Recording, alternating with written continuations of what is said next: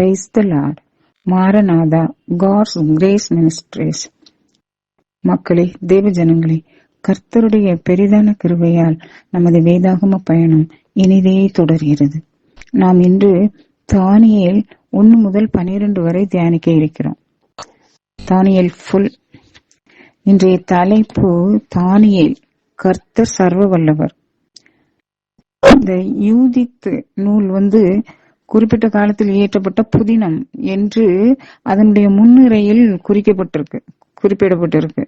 எனவே நாம் அடுத்து புதிய ஏற்பாட்டுக்குள் நுழையலாம். தானியேலுக்கு அப்புறம் நம்ம புதிய ஏற்பாட்டுக்குள்ள நுழைவோம்.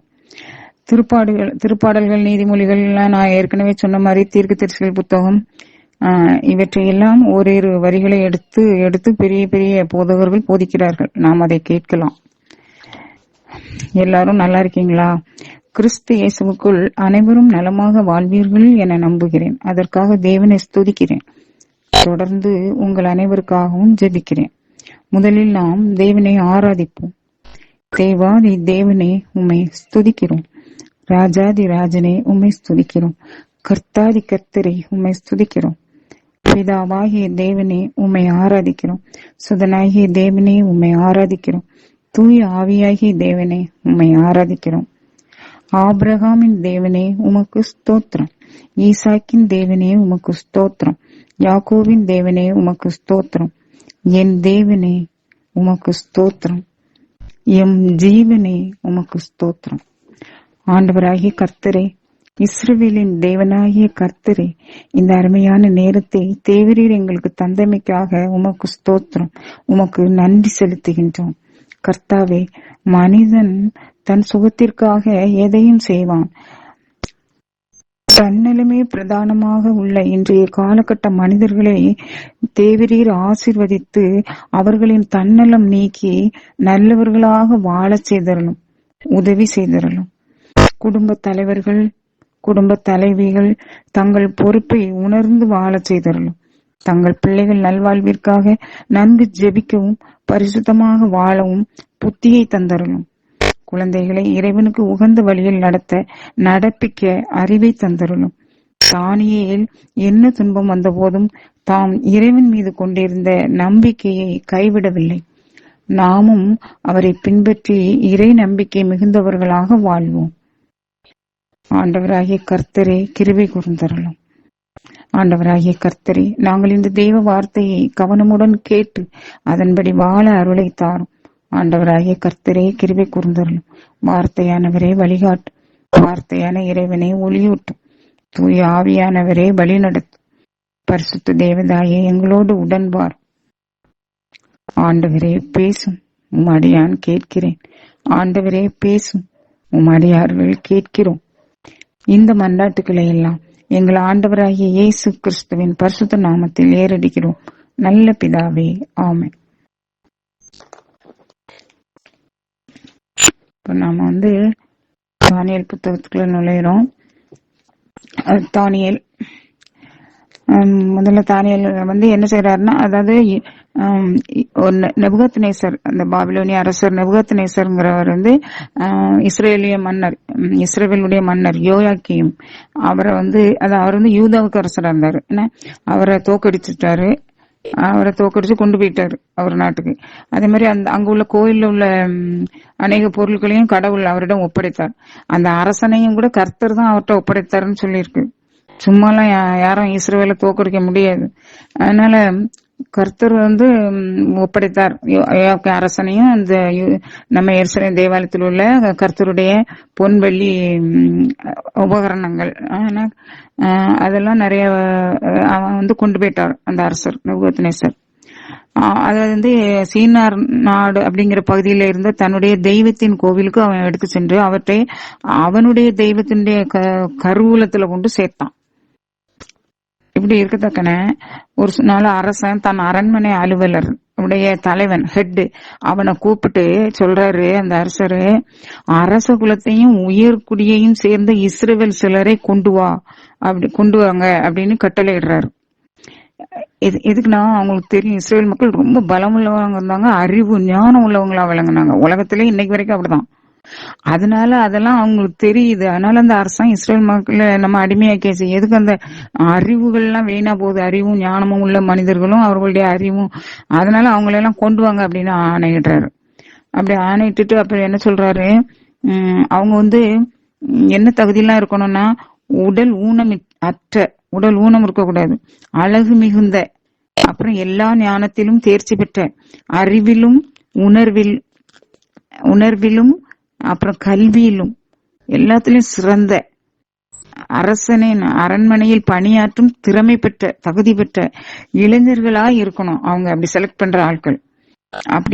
அப்படிப்பட்டவங்கள நீங்க கூட்டிட்டு வரணும். அவங்க வந்து கல்தேய மொழி, அதாவது பாபிலோனிய மக்கள் அதான் பேசுவாங்க. அந்த கல்தேய மொழி பேச தெரிஞ்சிருக்கணும்.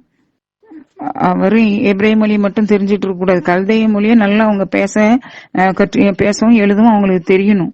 அவ்வளவு தகுதியோட இருக்கணும்.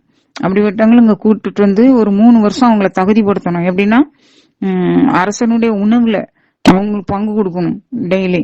அதே மாதிரி அரசன் குடிக்கிற திராட்சை ரசத்துல அவங்களுக்கு பங்கு கொடுக்கணும். இதையெல்லாம் குடிச்சு அவங்க எல்லாம் தெம்பா இருக்கணும். அவ்வளவு அப்ப 3 வருஷம் கழிச்சு என்கிட்ட கூட்டு வரணும் அவங்கள, என்ன அப்படின்னு அவருக்கு அரசர் கட்டளையிடுவாரு. அப்போ இந்த கட்டளை நிறைவேற்றுறதுக்காண்டி அவங்க நிறைய பேரை கூட்டுட்டு போறாங்க. அதுல தேர்ந்தெடுக்கப்பட்டவங்கள முக்கியமானவங்க யாரெல்லாம்னா, யூதா குலத்தை சேர்ந்த தானியேல், நம்முடைய தானியேல் இறைவாக்கினர். அடுத்து அனனியா, மீசாவேல், அசரியா, இவங்க 3 கூட இருந்தாங்க. இப்போ அலுவலரின் தலைவன் இவங்க 3 ஸ்பெஷலா ஒரு பெயர் கொடுத்திருக்கிறாரு.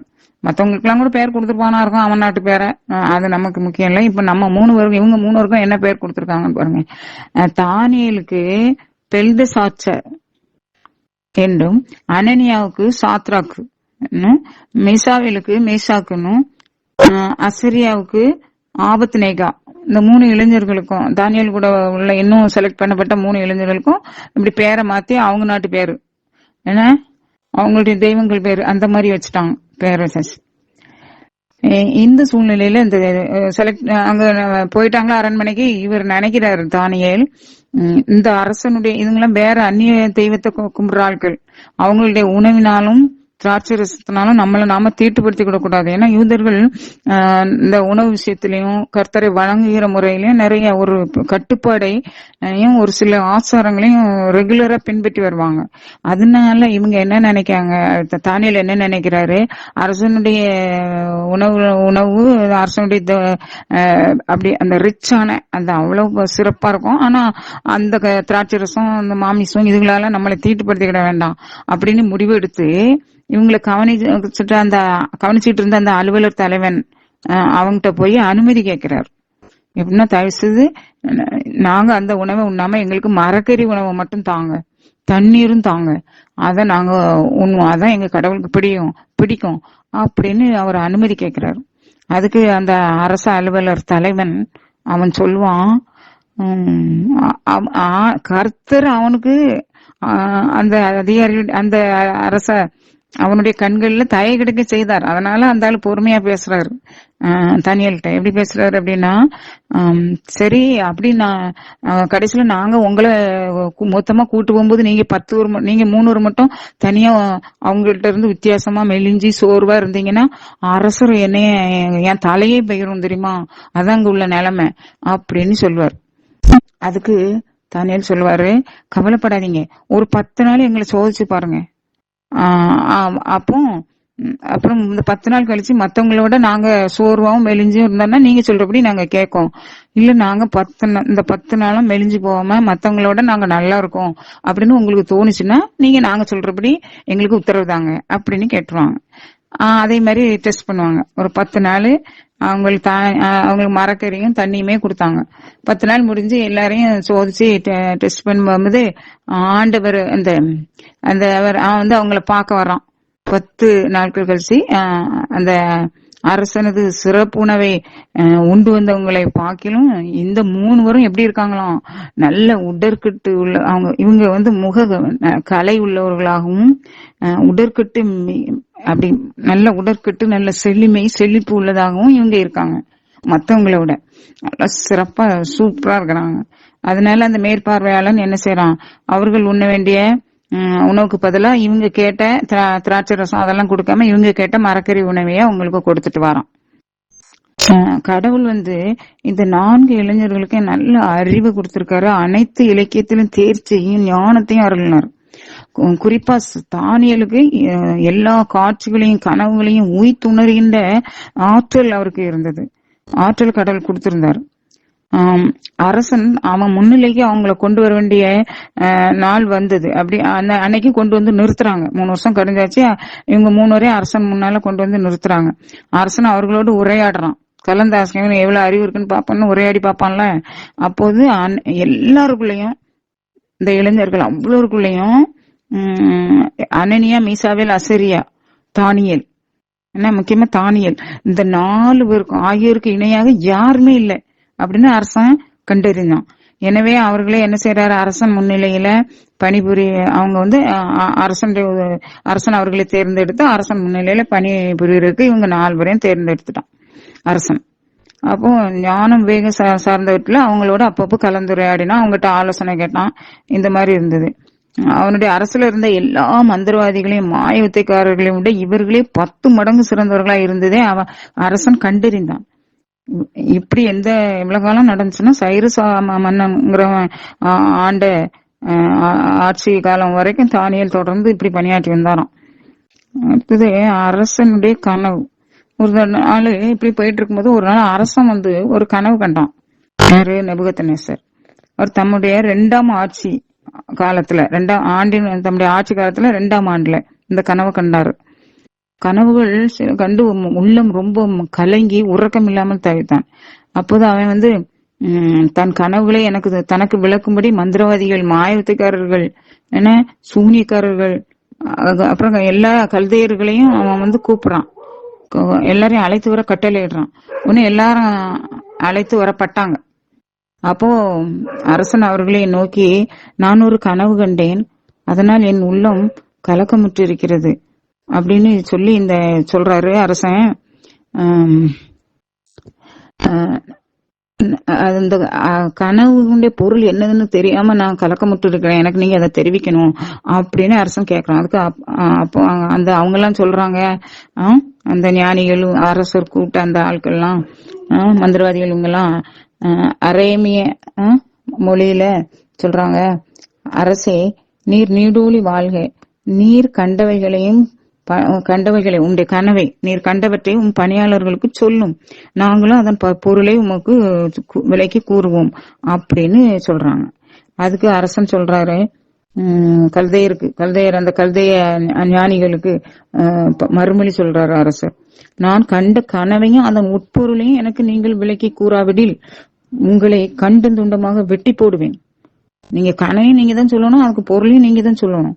ஏன்னா உங்க வீடுகள் தரைமட்டமாக்கப்படும், இது உங்களை எல்லாரையும் அழிச்சிருவேன் அப்படி சொல்றான். இது திண்ணமான முடிவு அப்படி சொல்றான். அதுக்கு கனவையும் பொருளையும் நீங்க விலைக்கு சொல்ல யாராவது சொன்னீங்கன்னா அவங்களுக்கு அன்பளிப்புகளும் பரிசுகளும் பெரும் மதிப்பும் என்னிடமிருந்து பெற்றுக்கொள்வீர்கள் அப்படின்னு சொல்றாரு. அதனால நீங்க என்ன செய்யணும், கண்டிப்பா கனவையும் அந்த முப்பொருளையும் எனக்கு விலைக்கு கூறுங்கள் அப்படின்னு சொல்றாரு. அதற்கு அவங்க மீண்டும் சொல்றாங்க, அரசர் அந்த கனவை தம் பணியாளர்களுக்கு சொல்லட்டும், நீங்க சொல்லுங்க அரசே, அப்போ நாங்க அதனுடைய உட்பொருளை நாங்க உங்களுக்கு விலைக்கு கூறுவோம்னு சொல்றாங்க. அதற்கு அரசன் மறுமொழியாக சொல்றான், நான் முடிவெடுத்துட்டேன் தெரிஞ்ச பிறகு நீங்க இப்படி பேசிட்டு இருக்கீங்க, சும்மா பொழுது போக்குறதுக்கு. கனவு என்னதுன்னு உங்களுக்கு தெரிவிக்க முடியலன்னா உங்க எல்லாருக்கும் ஒரே தீர்ப்பு தான், சூழ்நிலை மாறும் வரை சும்மா அப்படியே பொய்யும் பொருட்டமான வீண் கதைகளை சொல்லி நீங்க பொழுத போக்கி நேரத்தை போக்கிடலாம், கதையை ஓட்டிடலாம்னு நீங்க உங்களுக்குள்ள உடன்பட்டு பேசிட்டு இருக்கீங்க. அதனால நான் சொல்றேன், முதல்ல கனவை சொல்லுங்க, அப்புறம்தான் அதனுடைய உட்பொருளையும் உங்களால் விலைக்கு கூற முடியும்னு நான் தெரிஞ்சுக்கிடுவேன் அப்படின்னு சொல்றாரு. அவங்களும் எவ்வளவோ சொல்லி பாக்குறாங்க, அரசே உமது விருப்பத்தை நிறைவேற்றக்கூடிய இந்த உலகத்துல யாரும் இல்ல, எந்த அரசர்களும் இந்த மாதிரி கேட்டதும் இல்ல, அப்படி அதுக்கு யாராலையும் இப்படி சொல்ல முடியாது, ஒருவேளை தெய்வங்களால மட்டும்தான் இதை அப்படி சொல்ல முடியும் கனவை. அப்படி தெய்வங்கள் மனிதர்கள்ட்ட இருக்காத வாழ மாட்டாங்களே, நாங்க என்ன பண்றது அப்படின்னு சொல்றாங்க. அரசனுக்கு இதை கேட்டு ரொம்ப கோவம் வந்துட்டு, அதனால என்ன ஆர்டர் போடுறான், சீறி எழுந்து பாபிலோனில் உள்ள இருக்கிற எல்லா ஞானிகளையும் அழித்து விடுங்கள் அப்படின்னு கட்டளையிடுறான். ஞானிகள் கொலை செய்யப்பட வேண்டும் என்ற ஆணையின்படி என்ன அப்ப யாரெல்லாம் போண்டியது இருக்கும், தானியேலையும் அவருடைய தோழர்கள் 3 பேரும், சாத்ராக் மேஷாக் ஆபத்நேகோ, இவங்க எல்லாருமே கொலை செய்யப்பட வேண்டியது இருக்கும். அப்போ தானியேல் என்ன செய்யற இந்த சூழ்நிலை எல்லாம் அவருக்கு காதுக்கு வருது. ரொம்ப விவேகத்தோடையும் ஞானத்தோடையும் அந்த அரசனுடைய அரண்மனை தலைவன் அலுவலர் தலைவன் அரியோ அவங்கிட்ட கேக்குறாரு தானியேல், அரசனின் ஆணை இவ்வளவு கடுமையா இருப்பது ஏன் அப்படின்னு கேக்குறாரு. அப்போ அதற்குரிய காரணத்தை அவன் சொல்றான், தலைவன் இந்த அலுவலர் தலைவன் அரியோக்கு தானியலுக்கு சொல்றான். உடனே தானியேல் அரசனிடம் போய், கனவின் உட்பொருளை நான் உங்களுக்கு சொல்றேன், நீங்க எனக்கு ஒரு சில நாட்கள் அனுமதி தருமாறு கேட்டுக்கொள்கிறேன்னு கேட்டுக்கிடுவாரு. சரின்னு சொல்லிட்டான் அரசன். இப்ப தானியேல் வீட்டுக்கு போறாரு. வீட்டுக்கு போய் தன்னுடைய தோழர்களையும் கூப்பிட்டு விவரத்தை சொல்றாரு. நாமளும் இங்க இருக்கிற கல்தையர் எல்லா ஞானிகளும் நம்ம பழைக்கணும்னா நமக்கு இந்த கனவு தெரியணும். அதுக்காக நம்ம மின்னகு தேவனுடைய இரக்கத்தை மன்றாடுவோம். அவர் நமக்கு ஒருவேளை அந்த ஞானத்தை அந்த கனவையும் கனவுடைய பொருளையும் நமக்கு அறிவிப்பார். அதனால ஜெபிப்போம் அப்படின்னு சொல்லி அவங்க எல்லாரையும் கர்த்தர்கிட்ட வேண்ட சொல்றாங்க. இவரும் ஜெபிக்கிறாரு. அப்போ அப்படியே அன்னைக்கு ராத்திரி கண்ட காட்சி ஒன்றிலேயே ஆண்டவர் தானியலுக்கு அந்த மறைபொருளை வெளிப்படுத்துறாரு. அப்பொழுது தானியல் விண்ணக கடவுளை வாழ்த்தி போற்றினார். அவர் எப்படி வாழ்த்தி போட்டுறாருன்னு பாருங்க. அவர்களும் ஒரு நன்மை கிடைச்ச உடனே கர்த்தரை ரொம்ப நேரம் நல்லா வாழ்த்துவாங்க. நம்ம தான் ஒரு வார்த்தை சொல்லுவோம், இல்லைன்னா நிறைய நேரம் சொல்லாமலே விட்டுருவோம். அதெல்லாம் நம்ம பழக்கம். ஏன்னா கடவுளின் திருப்பெயர் என்றென்றும் வாழ்த்தப்படுவதாக, ஏனெனில் ஞானமும் வல்லமையும் அவருக்கே உரியன. வானங்களையும் காலங்களையும் பருவங்களையும் மாற்றுபவர் அவரே. அரசர்களை விலக்கி மாற்று அரசர்களை நிலைநிறுத்துபவர் அவரே. ஞானிகளுக்கு ஞானம் வழங்குபவர் அவரே. அறிவாளிகளுக்கு அறிவை வழங்குபவர் அவரே. இப்படியே அவர் சொல்லிட்டு போறார்.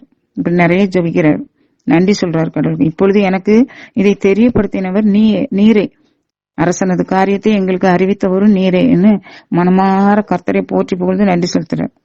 அப்புறமா அடுத்த நாள் முடிஞ்ச உடனே தானியேல் பாபிலோனிய ஞானிகளை அழிப்பதற்கு அந்த நியமிக்கப்பட்ட அந்த அலுவலர் தலைவன் இருக்கான்ல, அவன் அரியோக்கு அவன்கிட்ட போய் சொல்றாரு, நீர் என்னை அரசனிடம் அழைத்து செல்லும், நான் அவனுக்கு அந்த கனவை விவரிப்பேன் அப்படின்னு சொல்றாரு. அதே மாதிரி அவரை கூட்டிட்டு போய் அரசன் கொண்டு விட்டாச்சு.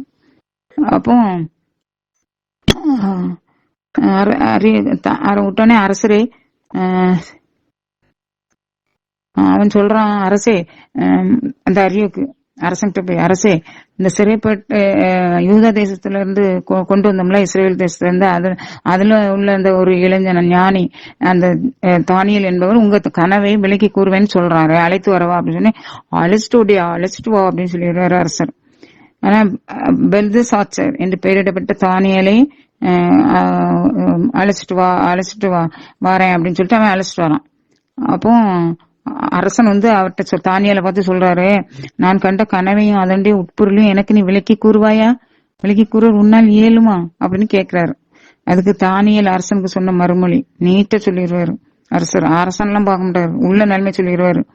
அரசர் கேட்கும் மறைபொருளையும் அரசருக்கு அறிவிக்கத்தக்க ஞானி எந்த உலகத்திலும் இல்லை. எந்த ஞானியாலும் மற்றும் வித்தைக்காரனாலும் மந்திரவாதியாலும் யாராலும் ஜோதினாலும் யாராலும் இயலாது. ஆனால் அரசே, மறைபொருட்களை வெளிப்படுத்தும் விண்ணக கடவுள் பிற்காலத்தில் நிகழப்போவதை நேபுகத்நேசர் என்னும் உமக்கு தெரிவித்துள்ளார். நீர் கண்ட கனவு, அதான் நீ படுத்திருந்த பொழுது உன் மனக்கண் முன்னே தோன்றிய காட்சிகளும் பின்வருமாறு நான் சொல்றேன் கேளுங்க. கர்த்தர் வெளிப்படுத்தினார். அரசே, நீர் படுத்திருந்த போது எதிர்காலத்தில் நிகழப்போவதை பற்றி நீ சிந்திக்க தொடங்கினீங்க, எதிர்காலத்துல என்னெல்லாம் நடக்க போகுது அப்படின்னு. அப்பொழுது மறைபொருட்களை வெளிப்படுத்துகிறவர் இனி நடக்கவிருப்பதை உமக்கு காண்பித்தார். ஆனால் எங்களை பொறுத்த மட்டும் இப்ப என்னன்னா, என்ன பொறுத்த மட்டும் நீங்க எங்களை பொறுத்த மட்டும் நாங்க எல்லாரோட ஞானி அப்படிங்கறதுனால எங்களுக்கு இவை விளக்கப்படல, தெரிவிக்கப்படல. உங்களுக்கு கர்த்தர் வருங்காலத்தை உங்களுக்கு அரசருக்கு தெரிவிக்க கர்த்தர் சித்தம் கொண்டார். அதனால் கர்த்தர் இதை வெளிப்படுத்துறார், அவ்வளவுதான் அப்படின்னு சொல்லி அதை நீங்கள் அறிந்து கொள்ளுங்கள் அப்படின்னு சொல்றார். அவர் அரசருக்கு, அரசரே நீங்க கண்ட கனவு இதுதான் அப்படின்னு சொல்லிட்டு சொல்றாரு. அரசே, ஒரு பெரிய சிலை ஒன்றை கண்டீர், உன் கண் எதிரே நின்ற அது பெரிய மாபெரும் சிலை. அது ஒளி மிக்கதாயும் அச்சுறுத்தும் தோற்றமுடையதாகவும் இருந்தது. அந்த சிலையின் தலை பசும் பொன்னால் ஆனது. அதன் மார்பும் புயங்களும் வெள்ளியால் ஆனது. வயிறும் தொடைகளும் வெண்கலத்தால் ஆனவை. அதன் கால்கள் இரும்பினால் ஆனவை. அதன் காலடிகள் ஒரு பகுதி இரும்பினாலும் ஒரு பகுதி களிமண்ணாலும் ஆனது. நீர் அந்த சிலையை பார்த்து கொண்டிருந்த பொழுது மனித கைப்படாத ஒரு கல் ஒன்று பெயர்ந்து வருது. மலையிலிருந்து என்ன செய்து பெயர்ந்து வந்து மண்ணால் இரும்பினாலும் களிமண்ணாலும் ஆனா அதனுடைய காலடியில் வந்து மோதி அவற்றை நொறுக்கியது. என்ன, மனித கைப்படாத ஒரு கல்லு என்ன செய்து பெயர்ந்து வந்து அந்த இரும்பும் களிமண்ணுமான அந்த காலடியில் வந்து அதை மோதியது. அதை உடைத்து நொறுக்கி அது தூசியா பறந்துட்டு அப்படின்னு சொல்றாரு. அப்புறம் அந்த கல்லு பெரிய ஆலமரமாக பெரிய மலையாக ஆகி உலகம் முழுவதையும் நிரப்பிற்று அப்படின்னு சொல்றாரு. அரசே, இதுவே நீர் கண்ட கனவு. அதன் உட்பொருளையும் உமக்கு இப்பொழுது நான் விளக்கி கூறுவேன். உட்பொருளையும் சொல்றேன்னு பொருளை சொல்ல போறாரு. அரசே, நீர் அரசருக்கு அரசரால் விளங்குகின்றீர். விண்ணக கடவுள் உமக்கு அரசுரிமை, ஆற்றல், வலிமை எல்லாத்தையும் தந்திருக்காரு. மாற்றி எல்லாத்தையும் உலகெங்கும் உள்ள மனிதர்களையும் வயல்வெளி விலங்குகளையும் வானத்து பறவைகளையும் பொறுப்புல ஒப்படைச்சு அவற்றையெல்லாம் நீர் ஆளும்படி செய்திருக்கிறார். எனவே பொன்னால் ஆகிய சிலையின் தலை உண்மையே குறிக்கிறது. உமக்கு பின் வருகிற அரசு உண்மை விட கொஞ்சம் வலிமை குறைந்த வேறொரு அரசு தோன்றும். அடுத்து வெண்கலம் போன்ற 3வது அரசு எழும்பும். இது உலகத்தையெல்லாம் ஆளும். பின்னர் அனைத்தையும் உடைத்து நொறுக்கும் இரும்பை போல வலிமை வாய்ந்த 4ஆம் அரசு தோன்றும். அதுக்கப்புறம் அந்த அரசு இரும்பு நொறுக்குவது போல அனைத்தையும் தகர்த்து அடித்து நொறுக்கும், என தவிடுபொடியாக்கும். மேலும் அதன் சிலையினுடைய கால் விரல்களையும் பற்றி, அதாவது ஒரு பகுதி இரும்பாகவும் ஒரு பகுதி குயவனின் களிமண்ணாகவும் இருக்குங்கிற மாதிரி அந்த அரசு பிளவுபட்ட அரசா இருக்கும். சேர்த்து களிமண்ணோடு அது சேர்ந்து இருக்க நீர் கண்டது போல அவர்கள் தங்களுக்குள்ளே திருமண உறவு கொண்டுக்கிடுவாங்க. ஆனா இது ரெண்டும் ஒரு நாளும் ஒன்றுக்கு இணையாதுங்கிற மாதிரி அவங்களுக்குள்ள எப்போதும் சண்டை இருக்கும், ஒற்றுமையா இருக்க மாட்டாங்க. ஏன்னா ஒன்றித்திருக்க மாட்டார்கள். ஏன்னா அந்த அரசர்களின் காலத்துல விண்ணக கடவுள் ஒரு அரசை நிறுவுவார், அது என்றுமே அழியாது. இதெல்லாம் விளக்கி சொல்லிட்டு அந்த கடைசியில அந்த கல் வளர்ந்து பெரிய அரசா இருக்குல்ல, கடைசி அந்த அரசோ கர்த்தரால் ஏற்படுகிற அந்த அரசு கடைசி வரைக்கும் நிலைச்சிருக்கும். மனிதை கைப்படாத மலையிலிருந்து விழுந்ததுல உடைச்சதுல அந்த கல். அரசே, நீர் கண்ட அந்த கல் இந்த அரசையே தான் குறிக்குது. இவ்வாறு எதிர்காலத்தில் நிகழப்போவதை மாபெரும் கடவுள் உமக்கு அரசருக்கு தெரிவித்திருக்கிறார். கனவும் உண்மையானது, அதன் உட்பொருள் நிறைவேறுவதும் உறுதி அப்படின்னு சொல்லி முடிக்கிறார். எப்படின்னு பாத்தீங்களா, இந்த தானியல் எவ்வளவு அழகா கனவையும் அதனுடைய உட்பொருளையும் சொல்லிட்டாரு. யாராலையும் இது முடியாது. அது எப்படி முடியும்? கர்த்தரால மட்டும்தான் முடியும். ஆனா என்ன நடந்தது? தானியல் மன்றாடினார், ஜெபித்தார், கர்த்தர் கேட்டார், ஜெபித்தார், தம்மை தாழ்த்தி கொண்டு ஜெபித்தார். அதனால கர்த்தர் அவர்கிட்ட சொன்னார். அழகா உடனே என்ன நடந்துச்சு பாருங்க. அரசன் நெபுகத்நேசர் உடனே தானியலின் பாதங்கள் அடியில விழுந்து காலில் விழுந்து வணங்கினான். அவருக்கு காணிக்கை பொருட்களையும் படைத்து தூவமிடுமாறு ஆணையிட்டான். எல்லார்ட்டையும் அவருக்கு தூவமிடுங்க, இதுதான் கடவுள் அப்படின்னு. மேலும் அரசன் தானியலை நோக்கி, நீர் வணங்கும் கடவுளை தெய்வங்களுக்கெல்லாம் கடவுள், அரசர்களுக்கெல்லாம் ஆண்டவர், அவர் ஒருவரே மறைபொருட்களையும் எல்லாம் வெளிப்படுத்த வல்லவர், அவர் ஒருவரே சர்வ வல்லவர் அப்படின்னு அந்த அரசன் எல்லாருக்கும் முன்னாடி அறிக்கை விடுறான்.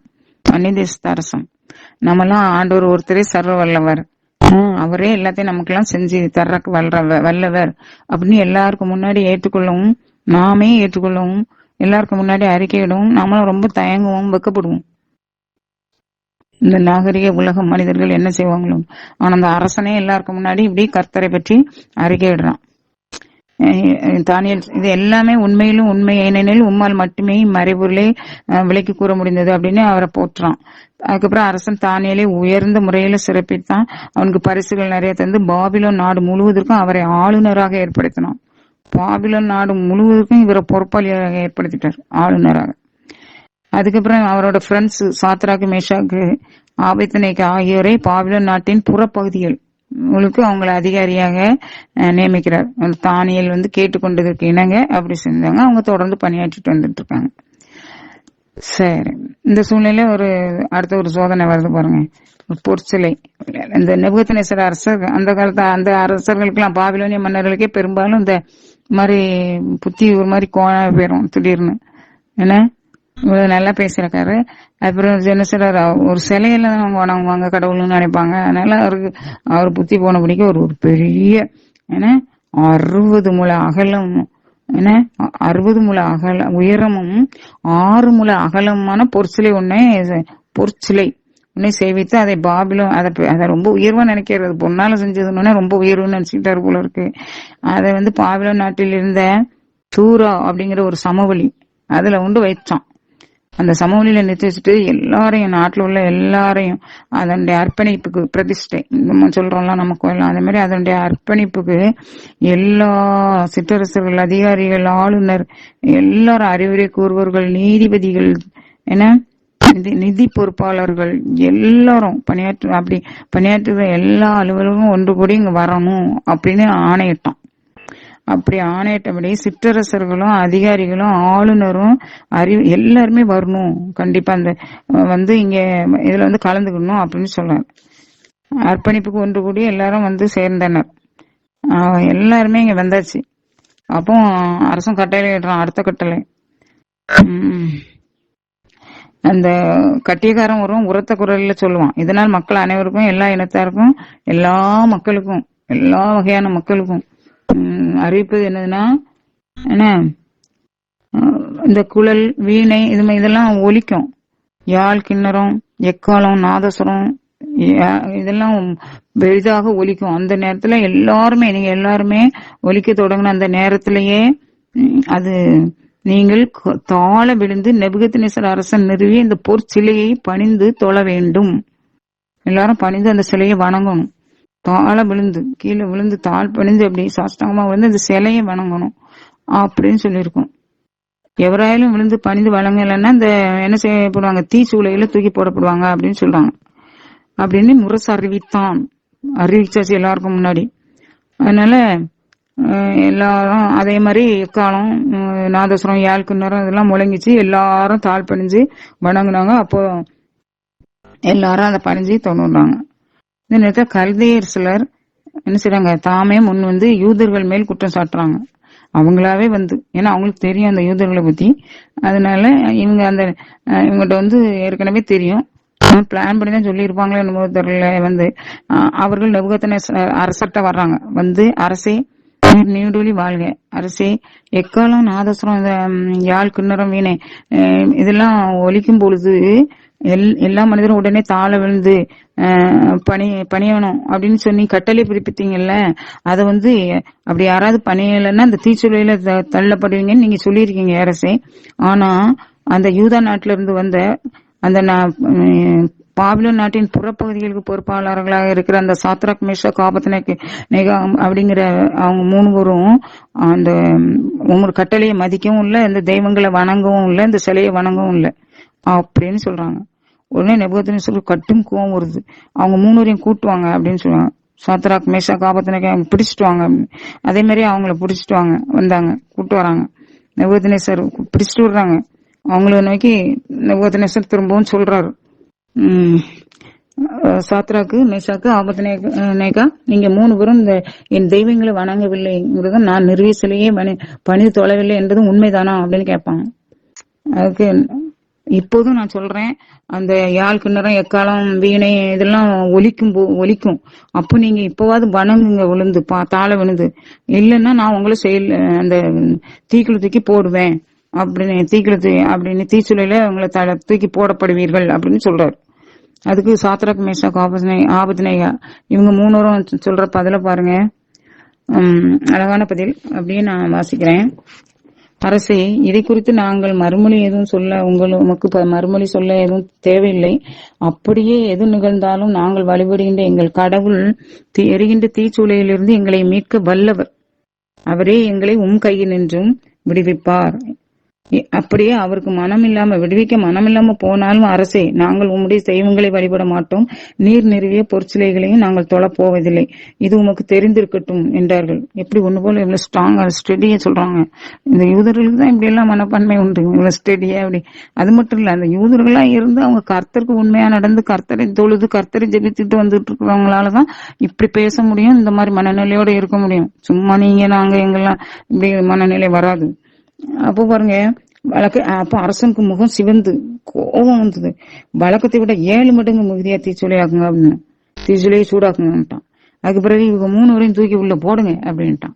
அப்ப இவங்க கயிறால கட்டி இவங்க 3 வரையும் உள்ள தூக்கி போடுவாங்க. அப்போ அவங்கள ஆடையோட சேர்த்து அவங்கள சேர்த்து கட்டி அவங்கள தூக்கி உள்ள போட்டாச்சு. அரசனுடைய கட்டளை மிக கொடிதாக இருந்ததுனாலும் தீச்சூளை சென்றாள். அப்படி ரொம்ப அவ்வளவு அகோரமா தீச்சூளைன்ற வெப்பம் இருந்ததுனாலும் இவங்க 3 வரையும் தூக்கி போட போனாங்கல்ல சூளக்குள்ள, அவங்க எரிஞ்சு சாம்பலாயிட்டாங்க. அவ்வளவு பக்கத்துல போக முடியாது, அவங்க இங்க இருந்து தூக்கி தான் போட்டாங்க.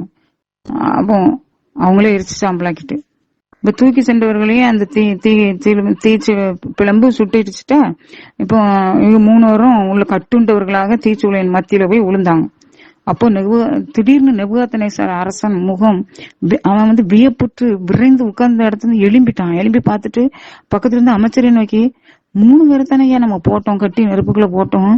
ஆமரசி, அவன் அங்க நெருப்பு நடுவுல 4 பேர் உலாவிக்கிட்டு இருக்காங்க அப்படின்னு சொன்னான். அவங்களுக்கு ஒரு தீங்கு நடக்கல அப்படின்னு. அதுல வேற 4வதா இருக்கிற ஒருத்தன் தெய்வ மகன் போல தோணுகிறான் அப்படின்னு சொல்றான். அதனால உடனே வேகமா அது பக்கத்துல போய் சத்ராக் மேஷாக் ஆபத்நேகோ உடனே வெளியே வாங்க அப்படின்னு சொல்லுவாங்க. அவங்க உடனே கடன்னு வெளியே வந்து நிப்பாங்க. அப்போ பாருங்க, அவங்க உடல் நல்லா 3 வரும் நல்லா ஜம்முன்னு நிக்கிறாங்க. அப்போ அவங்க உடல்ல, அந்த மனிதர்கள் உடலில் தீப்பட்ட அடையாளம் இல்ல, அவளுடைய தலைமுடி கருகல, அவர்களுடைய ஆடைகள் தீப்பற்றாமலும் நெருப்பின் புகை வாத்தம் கூட அவங்ககிட்ட இல்ல, வீசல.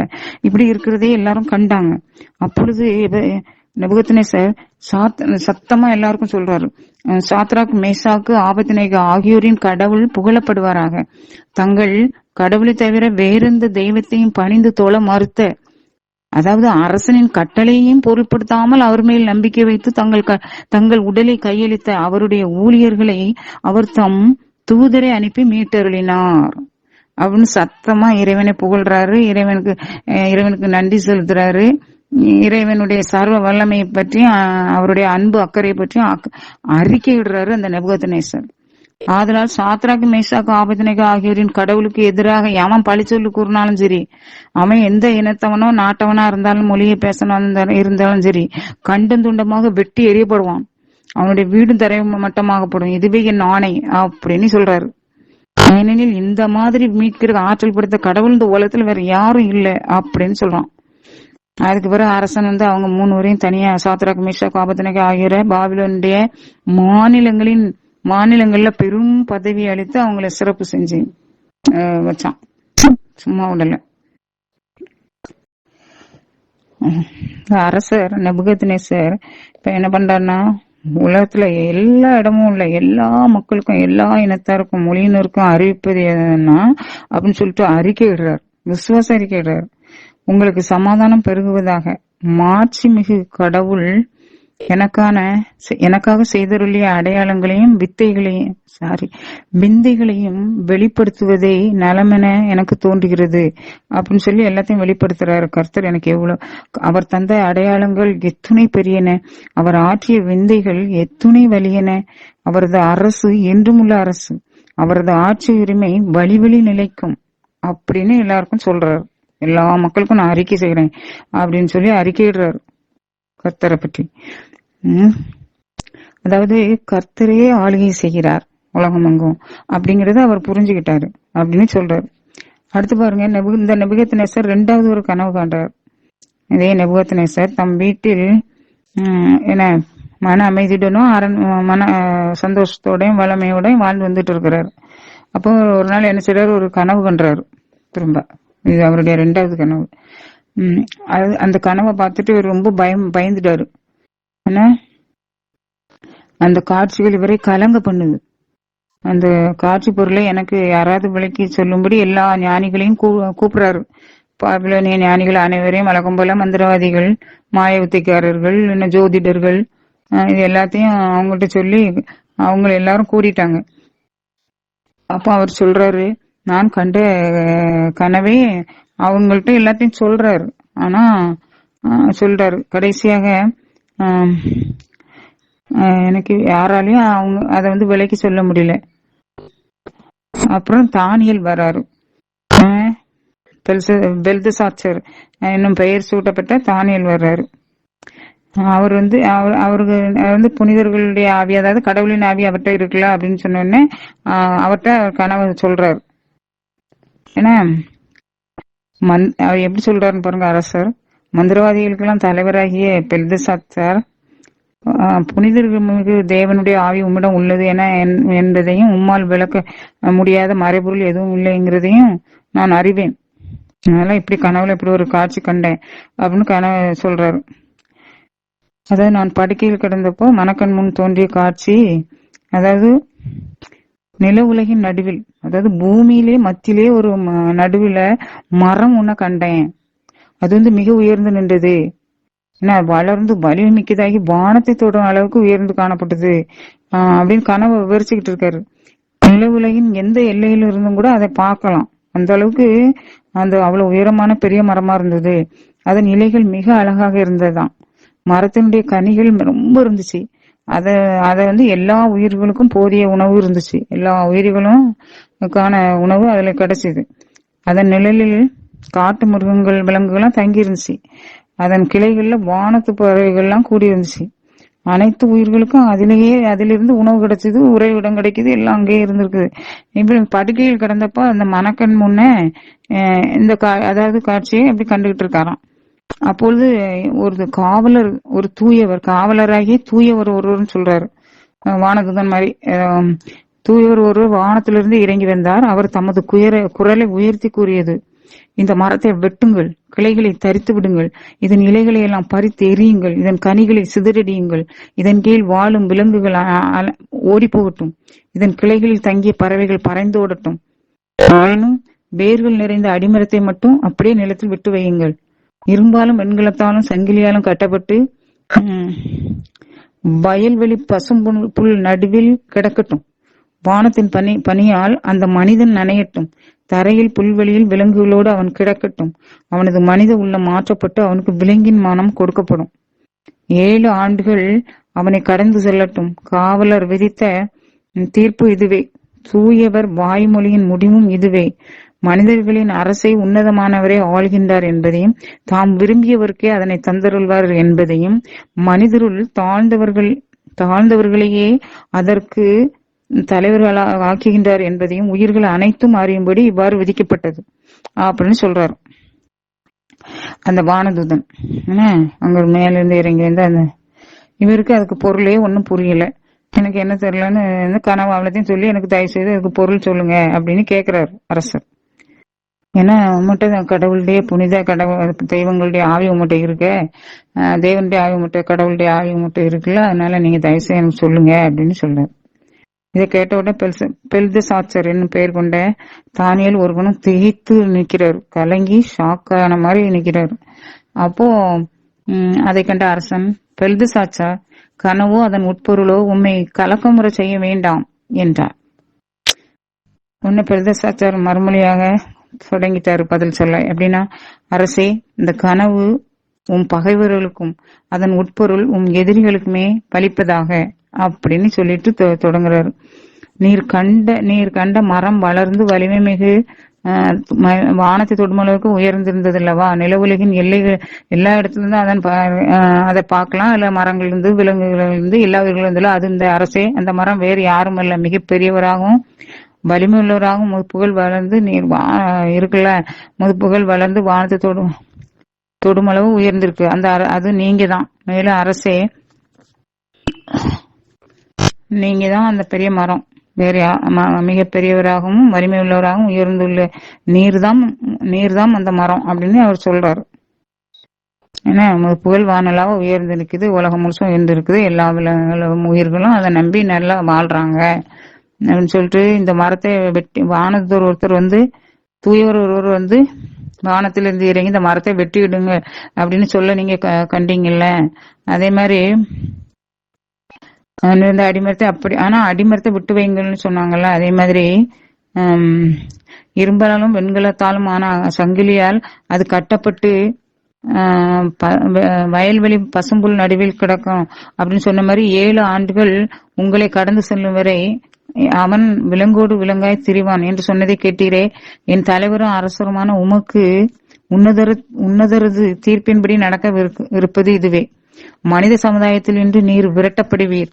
காட்டு விலங்குகளோடு வாழ்ந்து மாடு போல புல்லை மேய்ந்து வானத்தின் பனியில் நனைந்து கிடப்பீர். இவ்வாறு 7 ஆண்டுகள் உம்மை கடந்து செல்லும். மனிதர்களின் அரசை உன்னதமானவரே ஆள்கின்றார் என்றும் தாம் விரும்பியவர்களுக்கே அதனை தந்தருள்வார் என்றும் நீர் உணரும் வரை அந்நிலை நீடிக்கும். ஆமா, உலகத்துல எல்லாரும் அரசாள்றோம் சொல்றாங்க. ஆனா கர்த்தரே அரசாளுகிறார். அவரே தாம் விரும்பியவர்களுக்கு விரும்பிய இடத்தை கொடுத்து விரும்பியபடி ஆள வைக்கிறார். அதனாலதான் நம்ம சொல்லுவோம், நல்லவங்க இருக்கிற இடத்துலதான் நல்ல ஆட்சி அமையும் அப்படின்ட்டு. மனிதர்கள் மோசமா கேவலமான ஆட்களா நம்ம மோசமா இப்படி நடக்கும்போது, சுயநலமா அப்படி கடவுள் பக்தி இல்லாம அப்படி நடக்கும்போது நமக்கு மோசமான ஆட்சி தான் நடக்கும், கிடைக்கும். அப்படி ஆட்சிதான் அமையும். இதுதான் கருத்து. கர்த்தர் இந்த தானியல் இந்த புத்தகத்தினுடைய முக்கிய வரிகளே இதுதான். என்ன அப்படின்னா, மனிதர்களின் அரசை, உலகத்திலுள்ள எல்லா அரசுகளையும் மனிதர்களின் அரசை உன்னதமானவரே ஆள்கின்றார் என்றும் தாம் விரும்பியவர்க்கே அதனை தந்தருள்வார் அப்படின்னு சொல்லியிருக்கு. அதான் இவர்கிட்ட இதை நீர் உணரும் வரை நீர் அந்த காலம் நீடிக்கும். அதுக்கப்புறம் ஒரு காலம் வரும், கடவுள் உண்மை நினைப்பாரு, உமக்கு நல்ல புத்தி வரும் அப்படின்னு சொல்லுவாரு. விண்ணக கடவுளே உலகை ஆள்கின்றார் என்பதை நீர் உணர்ந்த உடன் அரசுரிமை மீண்டும் உமக்கு கிடைக்கும். எனவே அரசே இனிமே நல்ல வழியில நடங்க, யாரையும் ஒடுக்காதீங்க, உண்மை நல்லபடியா கடவுளுக்கு முன்னாடி நல்லபடியா நடங்க. கடவுள் உங்க எல்லாத்தையும் வெளிப்படுத்தி இருக்கிறாரு அப்படின்ட்டு சொல்றாரு. உடனே அப்படியே அரசன் நெபுகத்நேசருக்கு அப்படியே நடந்துச்சு. ஓராண்டு என்ன நடந்துச்சுன்னு பாருங்க.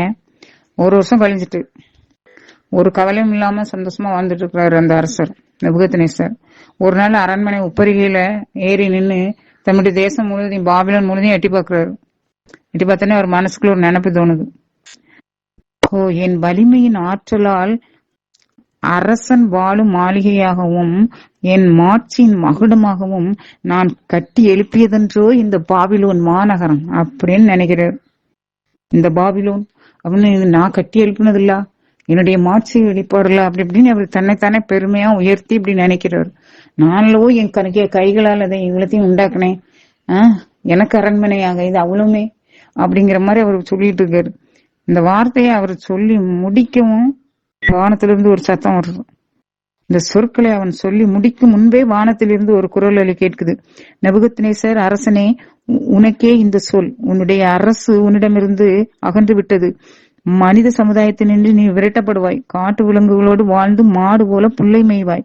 மனிதர்களின் அரசை உன்னதரே ஆள்கிறார் என்றும் தாம் விரும்பியவர்க்கே அதனை தந்தருள்வார் என்றும் நீ உணர்ந்து கொள்வதற்குள் 7 ஆண்டுகள் உன்னை கடந்து செல்லும். அவ்வளவுதான். அந்த குரல் இதைத்தான் சொல்லுது. நான் அப்படியே வாசித்தேன். அப்புறம் உடனே இந்த வாக்கு உடனே நெபுகத்நேசர்கிட்ட நிறைவேறிட்டு அவர் மனித சமுதாயத்திலிருந்தே விரட்டப்பட்டான் சொல்லியிருக்கு. மாட்டை போல புல்லை மேய்ந்தான். தலைமயிர் கழுகுகளின் இறகு போலவும் அவனுடைய நகங்கள் பறவைகளின் நகங்கள் போலவும் வளர தொடங்கின. அவன் அவனது உடல் வானத்தின் பனியினால் நனைந்தது. அப்போ விலங்கு போல அவன் புல்ல மேய்ஞ்சிட்டு காட்டுக்குள்ள அப்படியே அலையிறான். அப்படி இந்த மாதிரி. அப்போ குறித்த காலம் வந்தது. குறித்த காலம் கடந்துட்டு 7 வருஷம். இந்த நேரத்துல நெபுகத்நேசராகிய இவரு கண்களை வானத்தை நோக்கி உயர்த்துறாரு. அப்பதான் பரிதாபமா கர்த்தரை நோக்கி வானத்தை நோக்கி உயர்த்தவே அந்த நேரத்துல இவருக்கு பகுத்தறிவு கடவுளுடைய தயவினால இவருக்கு மீண்டும் அருளப்பட்டது. இவ்வளவு நாளும் பகுத்தறிவு கூட இல்ல, விலங்குகளின் உள்ளம் அவனுக்கு கொடுக்கப்பட்டதுன்னு சொல்லி இருக்கு. குறிப்பிட்ட காலம் கடந்ததும் அவங்க பகுத்தறிவு வருது. ஒரு வானத்தை நோக்கி பாக்குறாரு. அப்போ நினைக்கிறாரு. அவனை என்ன செய்யறாரு, உன்னத வரை தேவனை வாழ்த்தி என்றும் உள்ள கடவுளை போற்றி புகழ்ந்தார் அவரு. எப்படின்னா அவரது அரசர் தேவனுடைய ஆட்சி உரிமை என்றுமே அழியாது. ஆட்சி உரிமை கர்த்தருக்கே உரியது அப்படின்னு சொல்றாரு. உலகின் உயிர்கள் அனைத்தும் அவர் திருமுன் ஒன்றும் இல்லை. வான் படை நடுவிலும் உலகில் வாழ்வோர் இடையிலும் அவர் தாம் விரும்புவதையே செய்கின்றார். அவரது வலிய கையை தடுக்கவோ நீர் என்ன செய்கிறீர் என்று அவருடைய செயல்களை பற்றி வினவவோ எவராலும் இயலாது அப்படின்னு சொல்றாரு. அதாவது கர்த்தரே ஆளுகை செய்கிறார் என்பதை அவர் புரிஞ்சுட்டு இறைவனை புகழ்றார். அதே நேரத்துல என் பகுத்தறிவு எனக்கு மறுபடியும் பகுத்தறிவு அளிக்கப்பட்டதா உடனே அரசனுடைய மேன்மைகளின் சீரும் சிறப்பும் உடனே இவருக்கு மீண்டும் கிடைத்தது. எப்படின்னா என் அமைச்சர்கள், அவர் சொல்றாரு, என் அமைச்சர்களும் உயர்குடி மக்களும் அவரை தேடி வர்றாங்க. அப்புறம் அவருடைய அரசுரிமை மீண்டும் உறுதி பெற்றது. முற்றிலும் முன்னை விட அதிக மாண்பும் அவருக்கு கிடைச்சது. நெபுகத்நேசர் ஆகிய அவர் விண்ணக அரசரை போற்றி புகழ்ந்து ஏத்தி பாடுகின்றார். அதுக்கப்புறம் என்ன எப்படி எல்லாம் பாடுறாரு. அவருடைய செயல்கள் யாவும் நேரியவை, அவருடைய பலி வகைகள் சீரியவை, ஆணவத்தின் வழி நடப்போரே அவர் தாழ்வுற செய்கிறார் அப்படின்னு. அடுத்து பெல்சாட்சாரின் இருந்து பெல்சாட்சர் அப்படிங்கிற ஒரு அரசன் உயர்குடி மக்கள் 1000 பேருக்கு பெரியதொரு விருந்து வச்சான். அப்போ அந்த 1000 பேருடன் அவனும் அவனுடைய மனைவி உயர்குடி மக்கள் எல்லாரும் உயர்குடி மக்கள் எல்லாரும் தானும் தன் மனைவியரும் மைப்பாட்டிகளும் எல்லாரும் குடிப்பதுக்குமே அங்க அந்த விருந்துல குடிக்கிறதுன்னு தம் தந்தையாகிய நெபுகத்நேசர் இவர் இந்த அரசன் அந்த நெபுகத்நேசர் அரசனுடைய மகன். அப்ப இவன் இப்படி விருந்து கொண்டாடும் போது தாங்க மைப்பாட்டிகள் இவங்க விருந்தாளிகள் எல்லாரும் குடிக்கிறதுக்குன்னு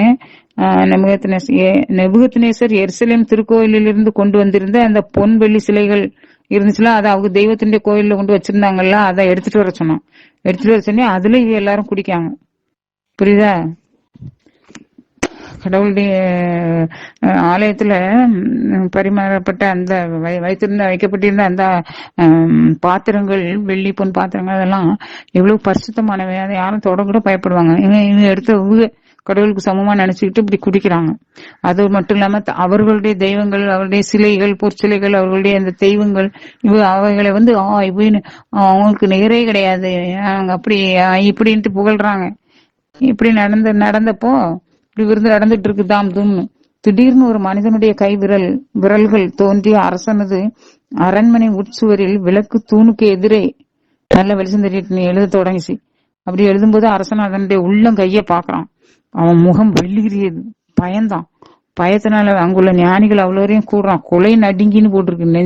நெஞ்சம் கலங்கி குலை நடுங்கி அரசன் முகம் கருத்து தொடை நடுக்க முட்டான். அதனால அதே மாதிரி வழக்கம் போல மாயத்துக்காரையும் சோதரிகளையும் ஞானிகளையும் எல்லாரையும் கூப்பிடுறான். கூப்பிட்டு இதுக்கு இந்த அதுல எழுதியிருக்கிற எழுத்த படிச்சு பதில் சொல்றான். எவனா அவனை நான் நிறைய பரிசுகள் கொடுத்து உயர்ந்த பதவியில் அமர்த்துவேன் அப்படிலாம் நிறைய சொல்றான். ஆனா யாராலையும் அதை முடியல. எல்லாரும் முயற்சி பண்ணி பாக்குறாங்க, யாருக்குமே முடியல. அப்போ அரசனும் உயர்குடி மக்களும் எல்லாரும் எழுப்பிய எல்லாரும் இவனு ஒரே பரபரப்பா இருக்கு. யாருக்கும் அது சொல்ல தெரியல, யாரும் சொல்ல முடியல. எல்லாருக்கும் அரசனே பயப்படுறான். அப்படி ஒரே சத்தம், கூச்சல் குழப்பம். விருந்து கூச்சல் குழப்பம் இடமா ஆயிப்போச்சு. அப்போ அரசி அந்த விருந்து கூடத்துக்குள்ள விரைஞ்சு வர்றா. என்ன சத்தம் ரொம்ப கேட்ட உடனே அப்போ இவன் சொல்ற, அரசே நீர் நீடில் வாழ்க, நீர் வீணாக அச்சம் முற்று பயப்படவும் வேண்டாம், முகம் வெளியேறவும் வேண்டாம். புனிதமுகு கடவுள் ஆவி நிறைந்த மனிதன் ஒருவன் இருக்கிறான், தானியேல். அவனை பத்தி சொல்றான். உன் தந்தையின் ஆட்சி காலத்துல அறிவொளியும் நுண்ணறிவும் தெய்வங்களுக்கு ஒத்த ஞானமும் அவனிடம் இருந்தது. எனவே தந்தை நெபுகத்நேசர் அரசர் அவனை மந்திரவாதிகளுக்கும் மாயத்திற்காரர்களுக்கும் கல்தையர்களுக்கும் சோதரிகளுக்கும் தலைவராக்கினார். அவன் கூப்பிட்டு கேளுங்க, அவங்களுக்கு பதில் சொல்லுவான் அப்படின்னு சொன்னேன். அதே மாதிரி அரசர் தானியலை கூப்பிட்டு உடனடியாக கூப்பிட்டு விடுறாங்க. தானியல் வர்றாரு. உட்பொருளை விலைக்கு சொல்லுமாறு. அப்போ தானியல் வந்துட்டாரு. ஏன்னா அவர் விளக்கம் கூறுவான்னு சொன்னேன். தானியல் அழைத்து வரப்பட்டார். அரசன் அவரை பார்த்து, என் தந்தை அரசன் என் தந்தையாகிய அரசன் நெபுகத்நேசர் யூதாவிலிருந்து சிறைப்பிடித்து வந்தவர்கள் ஒருவனாகிய தானியேல் என்பவன் நீதானோ அப்படின்னு சொல்லிட்டு உங்கள்கிட்ட புனித மிக ஆவியெல்லாம் இருக்குன்னு கேள்விப்பட்டேன். இந்த மாதிரி பிரச்சனை இது வந்து இந்த எழுத்துக்களுக்கு இதுல இருக்கிற இந்த வார்த்தைகளுக்கு நீங்க பார்த்து பதில் சொல்ல முடியுமா அப்படின்னு கேக்குறாங்க. அப்படி சொன்னா நான் உங்களுக்கு ஏகப்பட்ட பரிசு கொடுத்து கௌரவிப்பேன். இங்க யாரும் மந்திரவாதி மாயத்திற்காரர்கள் ஞானிகள் யாருக்குமே அதை பத்தி ஒன்னும் சொல்ல தரல. ஏன்னா நீ வந்து இந்த சொற்களை படித்து அதன் உட்பொருளை எனக்கு சொன்னீங்கன்னா என்ன உனக்கு அரச உடை உடுத்தி கழுத்தில் பொன்மாலை அணிவித்து என் அரசியல் 3ஆம் நிலையில் அமர்த்துவேன் அப்படின்னு சொல்றாரு. அப்போ அரசனுக்கு தானியேல் என்ன பதில் சொல்றாரு பாருங்க.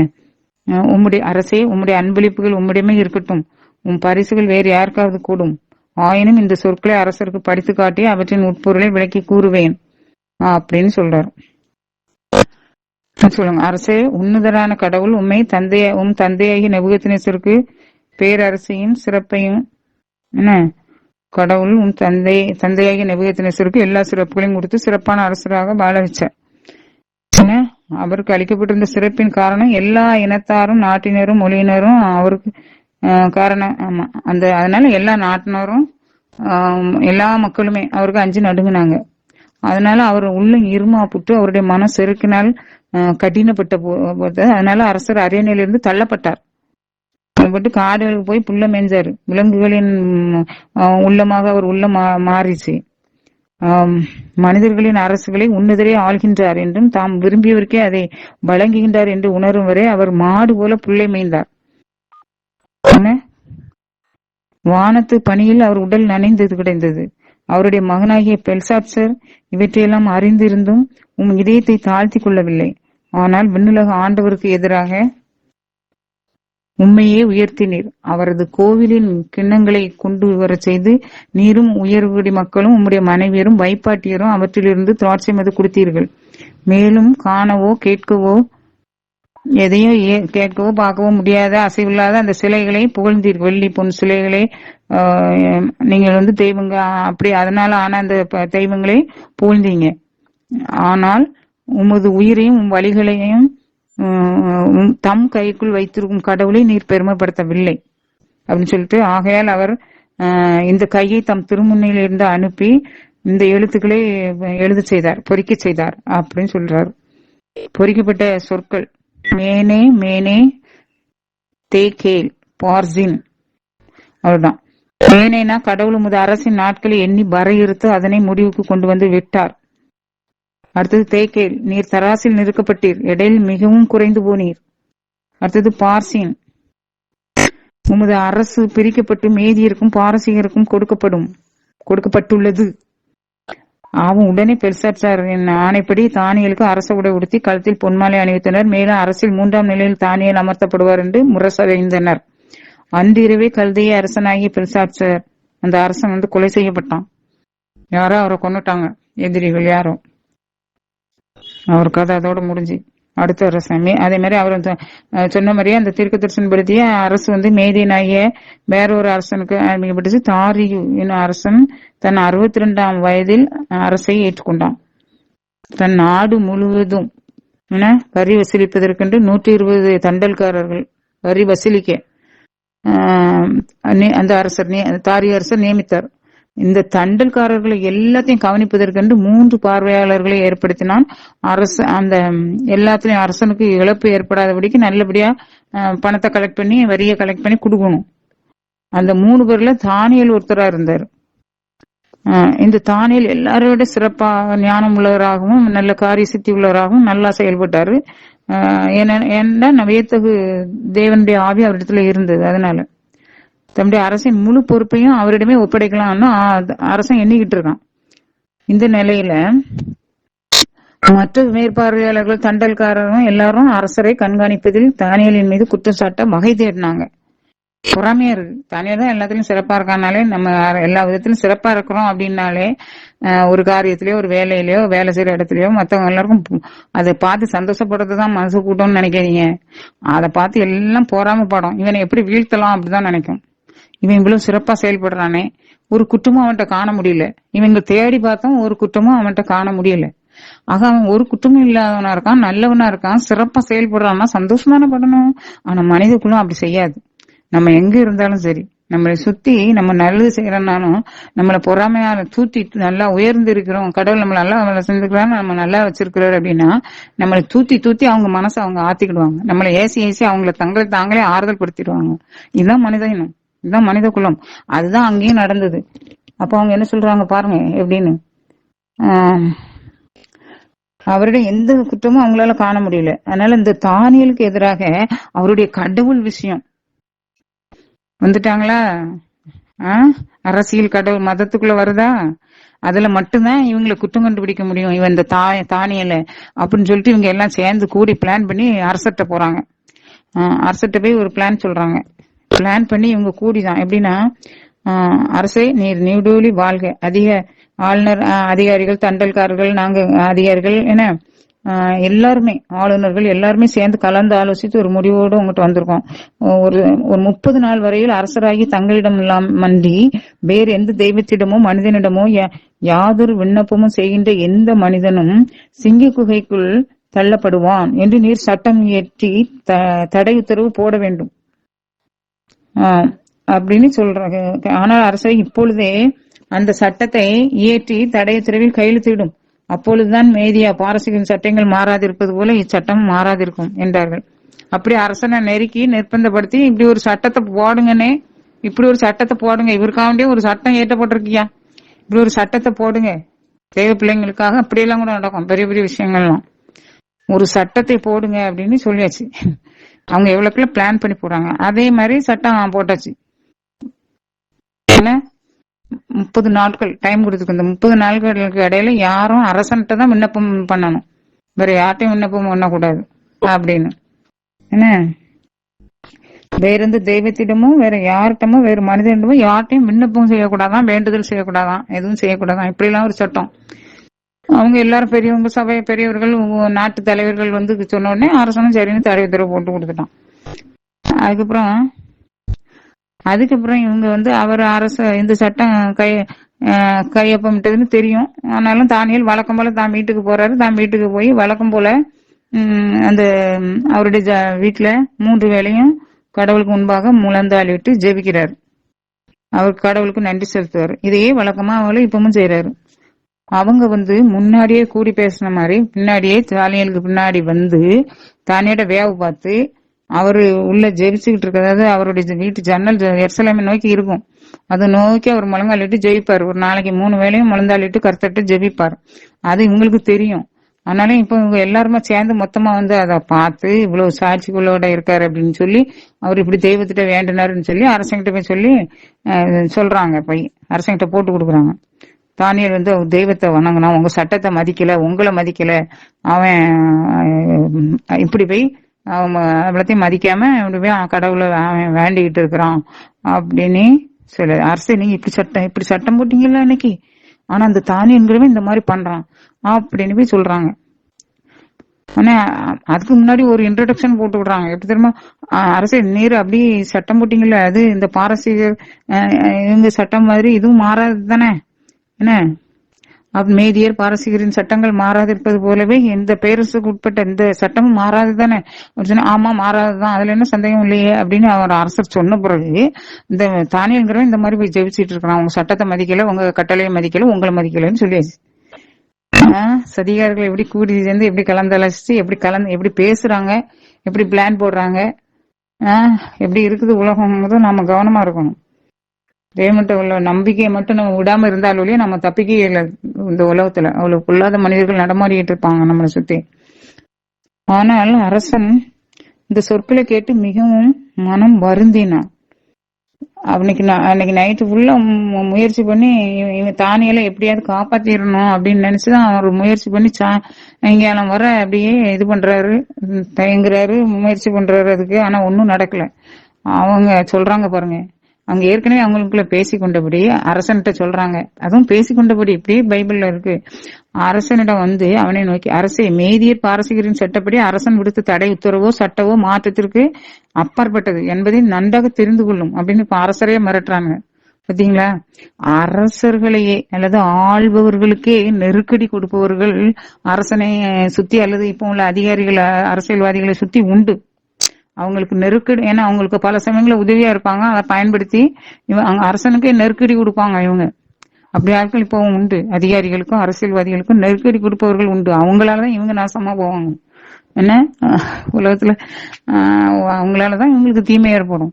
அப்படிதான் அவங்கள நெருக்கடி கொடுப்பாங்க. அப்படி அரசனுக்கு நெருக்கடி கொடுப்பாங்க.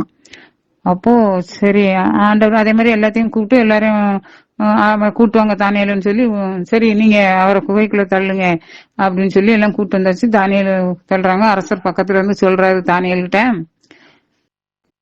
வேற வழியே இல்ல. அப்ப அவர் சொல்றாரு, நீ தானியேல் பெல்சாசர் கூடாரு, நீ இடைவிடாமல் வழிபடும் உன் கடவுள் உன்னை விடுவிப்பாராக என்றார். அரசன் அப்படி சொல்லி அனுப்புறாரு. நீ இடைவிடாமல் வழிபடுகிற உன்னுடைய தேவன் தான் உன்னை விடுவிக்கணும், என்னால ஒன்னும் செய்ய முடியலன்னு அவரு மன துயரோடு சொல்றாரு. அப்பவும் சொல்லும்போது அவருக்கு எவ்வளவு நம்பிக்கை பாருங்க. அவருக்கு கொஞ்சம் அவருடைய கடவுள் அவரை காப்பாத்துவார் அப்படின்னு ஒரு நம்பிக்கை. சரி, நான் அங்க அனுப்பியாச்சு, கதவை அடைச்சாச்சு. அப்புறமும் அந்த குகையை மூடி முத்திரையிட சொல்றாரு. அரசனுடைய முத்திரையிடுங்க, அதுக்கு பலத்த காவலும் வைங்க அப்படின்னு சொல்லிட்டு, வேற எதுவும் மாற்றம் செஞ்சிடக்கூடாது. ஏன்னா அவரை கொலை பண்ண நோக்கத்திலேயே அலைகிறான், வேணும்னு அவரை கொன்னு கூட போட்டுருவான். அதனால இப்போ இருக்கிறது எதுவும் மாற்றப்படக்கூடாது, அப்படியே இருக்கட்டும் அப்படின்னு சொல்லியாச்சு. உள்ள சிங்கங்களை திறந்துலாம் விட்டாச்சு. ஆனா எல்லா கதவையும் எல்லாம் அடைச்சு யாரும் இதை எதுவும் மாத்தக்கூடாதுன்னு ராத்திரி. அதுக்கப்புறம் வீட்டுக்கு போயிடுவாரு. அரசருக்கு உறக்கமே வரல, தூங்கவும் இல்லை, உணவும் உண்ணல, வேற எந்த களியாட்டம் டான்ஸு அது இது எதையும் பார்க்கவும் போகல, எந்த இதுக்கும் கலந்துக்கிடல. இப்படி சூழ்நிலையில காலையில சீக்கிரமா முழிச்சு அவர் வராரு. காலையில வந்து இந்த குகைக்கு பக்கத்துல வந்து அந்த அரசர் கேட்கறத பாருங்க. அந்நிய தேசத்த அரசனுக்கு எவ்வளவு நம்பிக்கை, நம்ம மெனக்கட்டு கூட வந்து அவர் மேல அன்பு கொண்டு ஏன்னா காலையில வந்து கேக்குறாரு, தானியேல், என்றும் உள்ள கடவுளின் ஊழியனே, நீ இடைவிடாமல் வழிபடும் உன் கடவுளால் உன்னை சிங்கங்களின் வாயில் நின்று விடுவிக்க முடிந்ததா என்று உரக்க கேட்டான் அரசன். எப்படி கேட்கிறாரு? நீ இடைவிடாமல் வழிபட்டே உன் தேவன், அவரால் உன் கடவுள், அவரால் உன்னை சிங்கங்களின் வாயில் இருந்து மீட்க முடிந்ததான்னு கேட்கிறாரு. என்ன நினைப்புற கேள்வி கேட்கிறாரு? பதில் வரும்னு தானே. அப்போ அவனை கடவுள் காப்பாத்திடுவாருங்கிற நம்பிக்கை அந்த அரசனுக்கே இருந்தது, அந்நிய தேசத்து அரசனுக்கே இருந்தது. நம்மளுக்குதான் நிறைய பேருக்கு இருக்கிறது இல்ல. அதுக்கு பதில் வருது பாருங்க. என் அரசே, நீர் நெடூழி வாழ்க. என் கடவுள், தானியேல் பதில் சொல்றாரு உள்ள இருந்து, என் கடவுள் தம் தூதரை அனுப்பி சிங்கங்களின் வாய்களை கட்டி போட்டார். அவை எனக்கு தீங்கு எதுவும் செய்யவில்லை, ஏனெனில் அவர் திருமுன் நான் மாசற்றவன்.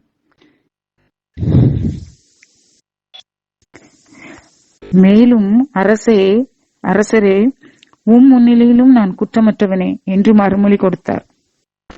எனவே அரசன் மிகவும் மகிழ்ந்து உடனே தானியேலை குகையில் இருந்து விடுவிக்குமாறு கட்டளையிட்டான்.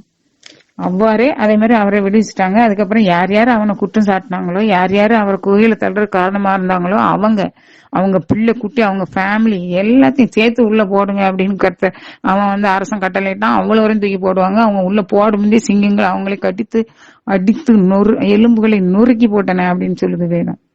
அவங்க வீடுகளையும் எல்லாம் தரமட்டமாக்கி அவங்க எல்லாரையும் சோழி முடிச்சாச்சு. கர்த்தருடைய பிள்ளைகளை எதிர்த்து வந்தா அதான் நிலைமை. எதிர்த்தான் எந்த தீமைகளும், பேயோ நோயோ, கர்த்தர் உனக்குள்ள இருந்தா உன்னை எதுவும் செய்யாது, தொடாது. இன்னைய டேட்லயும் நாம கர்த்தர் நமக்குள்ள இருந்தாரானால் பேயோ நோயோ எதுவும் நம்மை அணுகாது. அப்படியே அணுகலாலும் அதால தீங்கு செய்ய முடியாது, ஓடி போயிடும். இதுதான் உண்மை, இதுதான் வாழ்க்கையின் யதார்த்தம், இதுதான் உலக வாழ்க்கையின் ரகசியம். இது ஒரு வார்த்தையை மனசுக்குள்ள வச்சுக்கிட்டாலே எல்லாரும் பொழைச்சுக்குவோம், அவ்வளவுதான். அப்போ அந்த அரசன் வந்து நாடெங்கும் வாழ்ந்து வந்த எல்லா இனத்திற்கும் நாட்டினருக்கும் ஒரு அறிக்கை எடுக்கிறான். இந்த அரசர்களுக்கு எப்போதுமே இந்த பழக்கம் இருக்கு பாருங்க, எவ்வளவு உலகத்துல எல்லாருக்குமே தெரியணும் அப்படின்னு சொல்லி விடுறாரு. தானியலின் கடவுளுக்கு அஞ்சு எல்லாரும் நடுங்கணும். உலகத்துல என் ஆட்சிக்கு உட்பட்ட நாடு முழுவதும் எல்லா மக்களும் தானியலின் கடவுளுக்கு அஞ்சு நடுங்க வேண்டும். இதுதான் என் ஆணை. ஏனெனில் அவரே வாழும் கடவுள். அவர் என்றென்றும் நிலைத்திருக்கின்றார். அவரது ஆட்சி என்றென்றும் அழிவு அற்றது. அவரது அரசுரிமைக்கு முடிவே இராது. தானியலை சிங்கங்களின் பிடியில் நின்று காப்பாற்றியவர் அவரே. அவரே மீட்பவர், விடுதலை அளிப்பவர் அவரே. விண்ணிலும் மண்ணிலும் அரிய செயல்களையும் விந்தைகளையும் ஆற்றுபவர் அவரே. அப்படிலாம் அறிக்கை எடுத்து உலகத்தில் உள்ள எல்லா மக்களுக்கும், அவர் ஆட்சிக்கு உட்பட்ட எல்லா மக்களுக்கும் அவர் எழுதி அனுப்புறாரு. இவ்வாறு தானியல் தாரிவின் ஆட்சி காலத்திலும் பாரசீகனான சைரஸ் மன்னன் ஆட்சி காலத்திலும் சீரு சிறப்புமாக இருந்தார் அப்படின்னு முடியுது. இதுக்கப்புறம் 7வது அதிகாரம். அதுல தானியல் கண்ட கனவு, 4 விலங்குகள், அடுத்ததுல தானியல் கண்ட காட்சி, அப்புறம் 2வது கனவு, அப்புறம் வானதுதன் கொடுத்த விளக்கம், அதுக்கப்புறம் கடைசியா இந்த உலகம் அழிவு பற்றிய அவருடைய தீர்க்கு தரிசனங்கள், இதெல்லாம் இருக்கு. இதெல்லாம் நான் எத்தனை தடவை படிச்சாலும் எனக்கு புரியாது, நமக்கெல்லாம் புரியாது, எனக்கு புரியாது. இதோட நம்ம தானியல் அதிகாரத்தை நிறுத்துறோம். மீதி இருக்கிறது இந்த கனவுகள் பற்றி அதனுடைய விளக்கங்களை பத்தி எல்லாம் நிறைய போதகர்கள் விளக்குறாங்க. இந்த கொஞ்சம் கொஞ்சம் பகுதியை எடுத்து அவங்க விளக்குறாங்க. தாண்டிய கனவு, 4 விலங்குகளுக்கு அர்த்தம் என்ன, அதெல்லாம் ஒரு பல மறைவு பொருளை விளக்குற மாதிரி இருக்கும். அதெல்லாம் நம்மள மாதிரி சாமானியர்களுக்கு அது தெரியாது. எனக்கெல்லாம் புரியவே இல்லை எத்தனோட படிச்சாலும். அதனால அதை கர்த்தர் தான் விளக்கணும். அந்த பெரிய பெரிய போதவர்கள் அதை புரிஞ்சு பரிசுத்தாவினால அதை புரிஞ்சு தெரிஞ்சு அவங்க மக்களுக்கு நிறைய விளக்குறாங்க. நிறைய வீடியோக்கள் மூலம் விளக்குறாங்க. நிறைய போதனைகள் எல்லா இடங்களையும் நடக்குது. அதெல்லாம் அவங்ககிட்ட கேட்டு நம்ம தெரிஞ்சுக்கலாம். நிறைய பேர் நம்ம யூடியூப்லயே நிறைய பேர் போதிக்கிறாங்க, இது மாதிரி விளக்குவாங்க. அதை கேட்டு நம்ம தெரிஞ்சு பயன்பெற்றுக்கிடுவோம். இதோட நம்ம அதை முடிக்குவோம். தானியல் நூலை. அதனால இதோட நம்ம என்ன செய்றோம், முடிக்கிறோம். சரி, இந்த ஜெபம் சொல்லுமா? ஜெபம். எழும்பி பிரகாசி, உன் ஒளி வந்தது, கர்த்தருடைய மகிமை உன்மேல் உதித்தது. ஆண்டவராகிய கர்த்தரே, அந்நிய தேசத்து ராஜா, ஆண்டவராகிய கர்த்தர் ஒருவரே உண்மையான தேவன், அவனையே எல்லோரும் வணங்க வேண்டும். தானியேலின் கடவுளே எல்லோருக்கும் கடவுள் என்று அறிவிக்கிறான். அந்த அளவுக்கு தானியேல் கடவுள் மீது பக்தி வைராக்கியம் கொண்டிருந்தார், நம்பிக்கை கொண்டிருந்தார். ராஜா அனுப்பிய உணவை வெறுத்து வெறும் மரக்கறியும் தண்ணீரும் உண்டு வந்தார். சிங்கக்கவியில் அவர் இருந்தபோது அரசர் தானியேலே, உன்னத கடவுளின் ஊழியனே, நீ இடைவிடாமல் ஆராதித்த உன் கடவுளால் உன்னை சிங்கத்தின் வாயிலிருந்து விடுவிக்க முடிந்ததா என்று கேட்டபோது தானியேலிடமிருந்து பதில் வந்தது. சிங்கக்கவியிலிருந்து வந்தது. தானியேலிடமிருந்து பதில் வந்தது. சிங்கக்கவியிலிருந்து வந்தது. சிங்க குகையிலிருந்து வந்தது. அரசர் நம்பிக்கையோடு பதிலை எதிர்பார்த்து கேட்டார். தானியேலிடமிருந்து பதில் வந்தது. கர்த்தர் சிங்கத்தின் வாயை கட்டி போட்டார், அவை எனக்கு தீங்கு எதுவும் இழைக்கவில்லை அரசே என்று அவர் பதில் கூறினார். சாத்ராக், மேஷாக், ஆபேத்நேகோ இவர்களை தூக்கி தீச்சூளையில் போட்ட போது தீச்சூளையின் நடுவே கர்த்தர் அவர்களோடு உலாவினார். கர்த்தாவே, நாங்களும் எங்கள் வாழ்வில் வரும் கஷ்டங்கள், துன்பங்கள், வேதனைகள், நெருக்கடிகள் இவற்றை பொறுமையுடனும் நம்பிக்கையோடும் அனுபவிக்க தயாராக இருக்க நல்ல நம்பிக்கையை, நல்ல விசுவாசத்தை எங்களுக்கு தந்தரும். கர்த்தாவே, உடல் உள்ள வேதனைகளை இயேசுவின் திருப்பாடுகளோடு ஒன்றித்து உமைக்கே உயிர் பலியாக ஒப்புக்கொடுக்கிறோம். திருநாவுக்கரசர் சுண்ணாம்பு நீட்டறையில் அவரை தூக்கி போட்ட போதும் இறைவனின் திருவடிகளின் குளிர்ச்சியை நினைத்து மனமுருக பாடினார். மாசில் வீணையும் மாலை மதியமும் வீசு தென்றலும் வீங்குல வேனிலும் மூசு வண்டரை பொய்கையும் போன்றதே ஈசன் எந்தை திருவடி நீழலே என்று பாடினார். கர்த்தாவே, நாங்களும் இவர்களைப் போல எங்கள் வாழ்வில் சோதனைகள், துன்பங்களை பொறுமையோடு ஏற்றுக்கொள்ள கற்பித்தீர். எந்த சூழ்நிலையிலும் கர்த்தர் மீது கொண்ட நம்பிக்கையை விட்டுவிடாமலும் மனம் தளராமலும் வாழ உதவி செய்தருளும். கஷ்ட நஷ்டங்கள், வேதனை, நெருக்கடிகள் இயேசுவின் திருப்பாடுகளோடு ஒன்றித்து அனுபவிக்க அருள் கூர்ந்தருளும். எங்கள் பலவீனங்களில் உமது பலத்தை தாரும். கர்த்தாவே, குழந்தைகள், சிறியவர்கள், பெரியவர்கள், இளைஞர்கள் அனைவரையும் ஆசீர்வதித்தரும். தேவனே, எங்கள் குடும்பத்தை காப்பாற்று, எங்கள் ஊரை காப்பாற்று, தமிழ்நாட்டை காப்பாற்று, இந்திய தேசத்தை காப்பாற்று, இந்த உலகத்தை காப்பாற்று.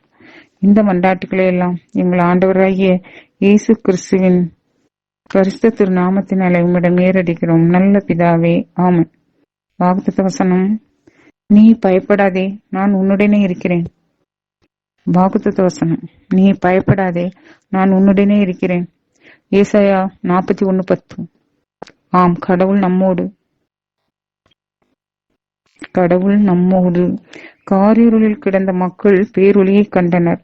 கிறிஸ்துவின் ஒளி இந்த கிறிஸ்துமஸ் காலங்களில் கிறிஸ்துவின் ஒளி உங்கள் உள்ளங்களிலும் இல்லங்களிலும் ஒளிர்வதாக. Happy Christmas. இயேசுவே ஆண்டவர், இயேசுவே ஆண்டவர். மாரநாதா, மாரநாதா. ஆண்டவராகிய இயேசுவே வாரும், ஆண்டவராகிய இயேசுவே வாரும்.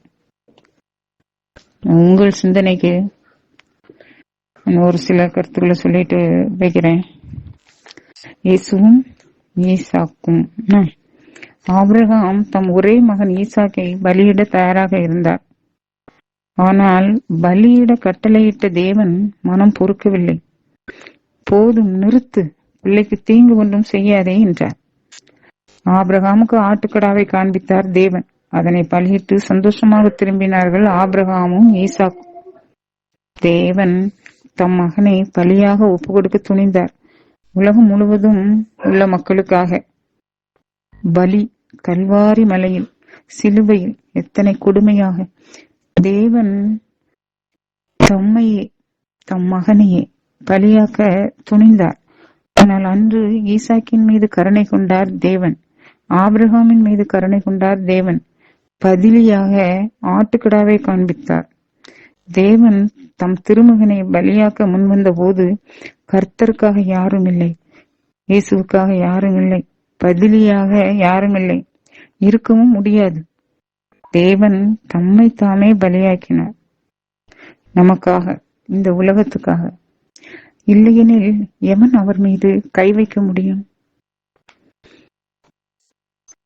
இந்த திருப்பலியோடு, இயேசுவின் திருப்பலியோடு நம்முடைய பாடுகளை ஒன்றிப்போம்.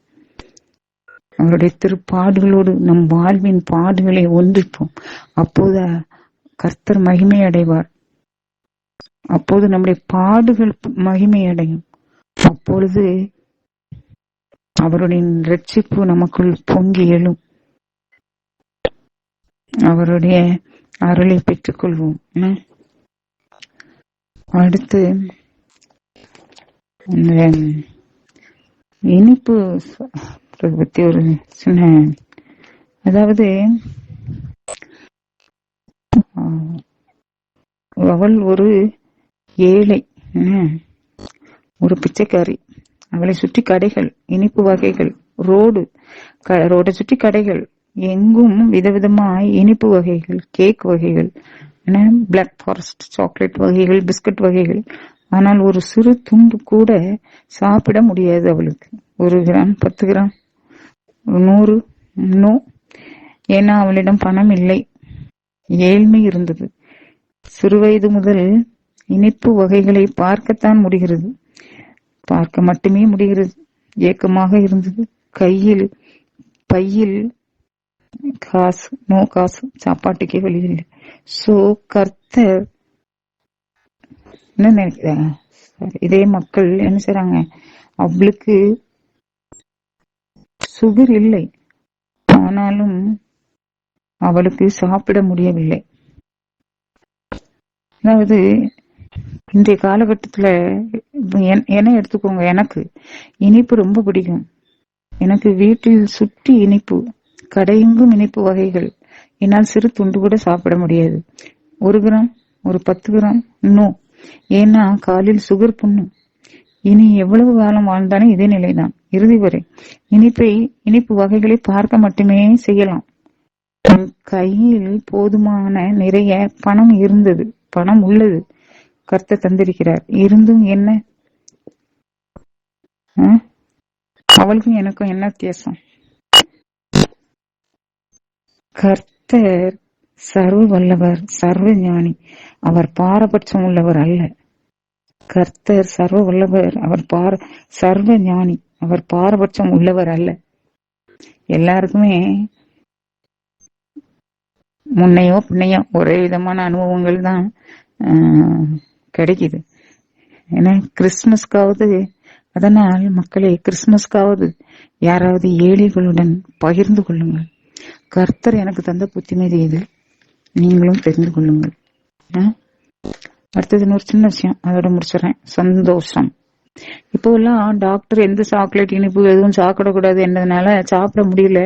கடையில் விதவிதமாக சாக்லேட் மின்னியது, மனதில் ஆசை மின்னியது, கையில பை, அதுல காசு மின்னியது. அது இது இது எது இதுவும் என்று அது இது இதுவும் என்று ஆசை தீர வாங்கி கொண்டேன். ஒரு பேக்ல வச்சாச்சு. வீடு வந்து அதுல எல்லாம் வாங்கணும் முதல்ல ஆசை வரும். அந்த ஆசை தீர்ந்துட்டு சந்தோஷமா இருக்கு. வாங்கி பையன் நிறைச்சாச்சு. வீடு வந்தாச்சு. என் வீட்டுல குழந்தைகள் பேர பிள்ளைகள் எல்லாரும் ஓடி வராங்க. எனக்கு உனக்கு நான் சந்தோஷம் மயில் வச்சு லேசா. ஆனா எல்லாரும் மகிழ்ச்சி சந்தோஷம் கும்மாளமா இருக்கு. அதே நமக்கு சாப்பிட்ட மாதிரி ஆயிடுது. வாயில லேசா வச்சு தொட்டு நக்கி டேஸ்ட் பார்த்து போதும். அவ்வளவுதாங்க ஆசை. தீர்ந்தாச்சு ஆசை. கிறிஸ்துமஸ் மகிழ்வை, கிறிஸ்துமஸ் இனிமையை, கிறிஸ்துமஸ் இனிப்புகளை இப்பமே ஒன்றுமில்லா ஏழைகளிடம் பகிர்ந்து கொள்ளுங்கள். இங்கே கடையை ஒரு நாள் நடந்தது. கடையை பார்த்து, கடையில ஜாமாங்கிறேன், அந்த கடையை பார்த்து வாடி ஏங்கி நின்றேன். சுகர் என் முகம் பார்த்து ஏங்கி நின்றாள் வயதான ஒரு பெண். ஒரு 50 வயசு இருக்கும், அவ்வளவுதான். வயதாயிட்டு, ரொம்ப 50-55 வயசு இருக்கும். வயசாயிட்டு முடியல, கஷ்டம். சில்லறை இல்லை என்கிட்ட அவட்ட போட. 100 ரூபாய் எடுத்து மாத்துவோம் அப்படின்னு சட்டன்ட்டு 100 ரூபாய் எடுத்து எனக்கு ரொம்ப பிடிச்ச பொரிக்கடலை பருவி அதை வாங்கினேன். அதை அவளிடமே கொடுத்துட்டு மீதி ரூபாயும் அவளிடமே கொடுத்துட்டேன். ஏங்க நான் சாப்பிடாட்டா என்னங்க, அவ சாப்பிடுறாளே, அவளால முடியும், அவ சாப்பிடுறா. கர்த்தர் சாப்பிடுறாரு. எனக்கு மனசு அது போதும். அவ சாப்பிட்டாலே நான் சாப்பிட்ட மாதிரி இருக்கு. உண்மையிலே எத்தனை நிறைவு தெரியுமா, எத்தனை நிறைவு, சந்தோஷம். இந்த மாதிரி சந்தோஷங்கள்லாம் உலகத்துல இருக்கு. அதையும் அனுபவிக்க கத்துக்கொள்ளுங்கள் மக்களே. கர்த்தர் எனக்கு கத்துக் கொடுத்தாரு, நீங்களும் கத்துக்கொள்ளுங்கள். நன்றி. நன்றி. வணக்கம்.